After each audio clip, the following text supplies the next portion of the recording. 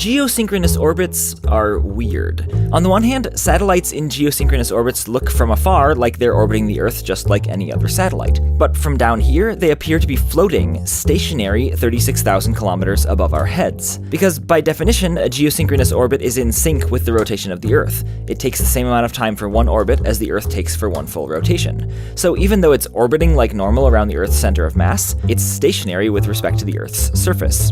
Okay, technically only geosynchronous orbits above the equator are actually stationary and are called geostationary orbits. Geosynchronous orbits in general take the same time as the Earth to rotate, but can be at other angles and so appear to drift up and down in latitude while floating overhead. But regardless of whether they're geosynchronous or geostationary, they are possible because of two things: Kepler's laws and the fact that we live on a pile of rock. Kepler's third law is the observation that the farther you are from a planet, or dog, or whatever, the longer it takes to complete an orbit. The reasons are partly that you have to travel a longer distance to orbit around a bigger circle, compounded by the fact that gravity is weaker farther out, so you can't go as fast along the circle. But anyway, the point is that a super big orbit takes basically forever, and the closer you get, the less and less time an orbit takes. So somewhere in there is a time that's exactly in sync with the amount of time it takes the planet itself to spin around once, hence geosynchronous. And when you orbit in exactly the same time it takes the planet to spin, for someone on the planet, you appear to just float overhead. And that's the reason geosynchronous orbits are useful.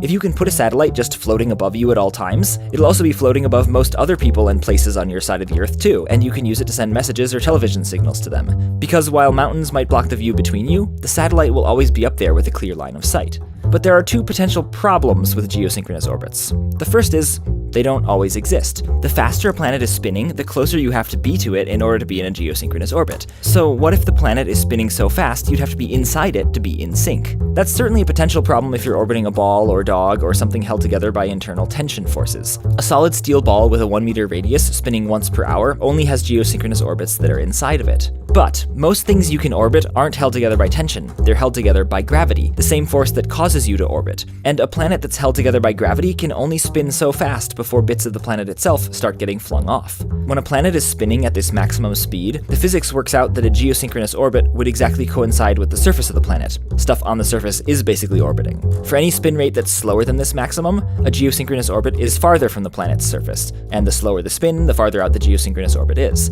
So, if you're orbiting something like the Earth, which is basically a pile of rock held together by gravity, there will always technically be geosynchronous orbits. And this brings us to the second potential problem with geosynchronous orbits. Even if they exist, they're not guaranteed to be useful. If a planet is spinning quickly, geosynchronous orbits around it might be too close to see much of the planet's surface. For example, if Earth took 90 minutes to spin instead of 24 hours, geosynchronous orbits would be at an altitude of around 280 kilometers, beneath the orbit of the International Space Station, and satellites there could only see 2% of the Earth's surface at one time, which is much less useful for communication. On the other hand, if a planet is spinning too slowly, geosynchronous orbits will be super far away. Sure, a satellite might see nearly half the planet's surface from there, but it would be much harder to put satellites into that orbit, you'd need super powerful antennas to send signals back and forth, and there would be a long delay while you wait for the signal to get there and back. For example, satellites in a geosynchronous orbit around Venus, a Venus synchronous orbit, would be 4 times farther from Venus than the distance from the Earth to the Moon, so communication signals would be super weak and would have a 10-second round-trip delay. Satellite TV would not be practical on Venus, and a geosynchronous orbit around the Sun, a heliosynchronous orbit, would be halfway to the planet Mercury with a nearly 3-minute round-trip signal delay. So as weird as geosynchronous orbits are, it's perhaps even weirder that we happen to live on a planet that's not just in the Goldilocks zone for life, but also in the Goldilocks zone for satellite TV.